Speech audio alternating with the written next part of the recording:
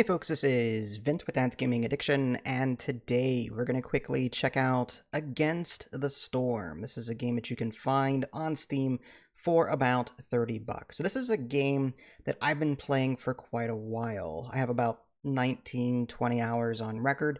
I've been playing it ever since the Steam Next Fest demo, whenever that was. And I have a love-hate relationship with this game. I really do. I loved it when it first came out, but as the game went on and as the developers were introducing new things, I noticed a shift in overall balance and difficulty to the point where even Settler, which is the easiest of 5 difficulties, was no longer easy and fun. I suspect that the developers were taking feedback from the community and like, oh, there's all these people playing on the hardest difficulty and they find it too easy, so let's just up everything. That's how some of these developers fall into a trap, and then they totally ignore all the casual people that want the game easy. But anyway, what is this game all about? Well, it's kind of like a rogue light in the sense that you are going to be upgrading your progress as you go. You've got this like home citadel thingy, and you're going to be spending various resources there to upgrade it in between runs.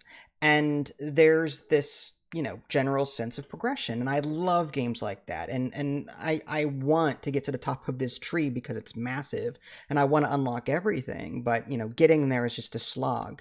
In order to actually progress, though, you're going to be presented with like this hex-based map, and you're going to choose an area to create a settlement, and then you're going to go on your mission. You're going to try and beat that run, and then you're going to come back to that same map, that hex-based map, and do it again a couple more times, and then the map completely resets. That's the general gameplay flow / progression of that. When you actually get into the game itself, like whenever you get into the run, you start with like this altar thingy. It's like a hearth, and you've also got like a warehouse, and it's your job to fill up your blue bar on the bottom before the red bar fills up. The red bar represents the queen's impatience, and this will grow automatically over time. So yes, you are timed in this game, and even on the settler difficulty, I find this unforgiving. Each run is like unique in the sense that you will not always get the same resources in that map. Like, for example, in one map, you might have an abundance of, say, this berry resource and this fiber resource and this resource over here. And then in the next map that you play, you might have an abundance of coal or stone, and then completely be absent of the things that you used to have in the prior map. So you never know what kind of resources you're going to get in your starting area. And the game kind of forces you to adapt to that, which is fine.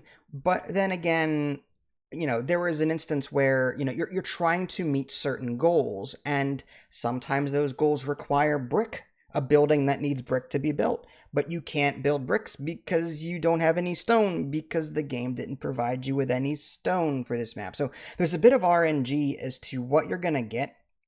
And, yes, you can, whenever you're given a goal, you can pick like one of 3 to complete. But still, like, it's still one of those crapshoots where you may not get the resources that you need. The game throws so many different building types at you, and you don't know which ones to pick, because you don't get the buildings right away. You have to unlock them over time each run. So at the beginning of a run, you have the basic buildings, and then over time you're given one of 3 buildings to unlock. It might be a weaver, or it might be a farm, or it might be this, and you have to pick and choose which buildings you want to have access to for that run. So you don't have everything. So what if you pick a building in the early onset that is useless to you because a goal down the line needs this, you know what I mean? And that building doesn't produce that. In fact, none of your buildings currently produce that. So what are you going to do? It's just a goal that you cannot complete in order to fill your blue bar. You're trying to complete these goals to fill that blue bar. And again, you're up against that time crunch where you're trying to outpace the red bar on the bottom. So, if I had access to all of the buildings, it wouldn't be so bad. If I had access to all of the starter resources like stone and all of the basic stuff in the beginning, I could deal with it. But in this case, it's like it's a crapshoot as to what I get. And the trader comes not often enough to the point where I can't rely on them. And they only sell certain things. Like this one sells food. Now I got to wait 5-10 minutes for a new one to come that actually sells what I need. Now, in the starting area, you're surrounded by trees, and as you cut down these trees, you're going to be opening up various glades. They have different difficulties. The skulls on them are bad, typically. They have some kind of nasty effect that you have to deal with quickly, otherwise things spiral out of control. And then there are like peaceful glades that you open. But the game penalizes you for cutting down trees and opening up these glades. There's something called like you're angering the forest. There's a whole setting for that, whole meter that's being tracked for that. And the more people you have, the more you're cutting trees, the more you're pretty much destroying things in order to produce what you need. You are penalized, and the game gets harder. So there's that. Like, you're up against nature itself in that sense. Now, to help you out along the way, like I said, every season the game is the maps are broken up into like seasons. There's like regular weather, then there's like really stormy weather, which everybody hates. And at the end of every like rainy season, you can bring more people in. You can choose one of two major like passive bonuses. Sometimes they're useless, sometimes they're good, depending on your current run and needs, that kind of thing. And all the while, you're trying to create resources to keep your people happy and to complete your goals. Your citizens, like you've got different races, humans, there's like beavers, and I think they're like raptors or dinosaurs or something. And they each require different things. Housing, they like particular foods. Your citizens, by the way, these races, they are actually excel at different jobs. So you kind of have to, make sure that you're assigning the right people to the right jobs. So, all of this, all put together, is all well and good. First, you have to accept that you're not going to be able to build every single building in a current run. Like, there's no set meta. Okay, at least as far as I know, because the resources that you start with will change from map to map. The problem that I have, however, is that the game does not give me enough time to enjoy the game casually.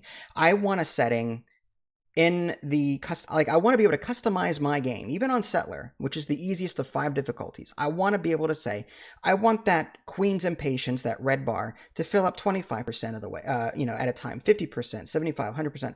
I want to be able to set the speed at which this thing grows so that I can give myself more time to enjoy the game. As it stands, the game rushes you to get things done as quickly as possible, to fulfill these goals as quickly as possible. But again, every time you expand in this game and produce resources, the game punishes you on a nature front. So, like, do I recommend this game? Yes, I do. But this is a game that I would only play with like Wiimote or something, to where I could turn off the impatience bar altogether, at least until the developers add some kind of custom setting to where I can slow down the rate at which that red bar fills up. Otherwise, I was enjoying it in the demo stage, but the developers made it harder by default, like supposedly rebalanced it to make it harder, and I'm not enjoying it now, not without that particular mod. So like I want the developers to take note of that and actually rebalance their game to appease the casual players like myself who don't want to be rushed. I hate being rushed. Otherwise, the game is fantastic. The game has very positive, overwhelmingly positive reviews on Steam. So I'm in the minority there. I'm sure other people might feel the same way as me, but anyway, this is Against the Storm, great game, but it's lacking in a couple of areas. This is Vince. Thanks for watching. Catch y'all next time. Take care.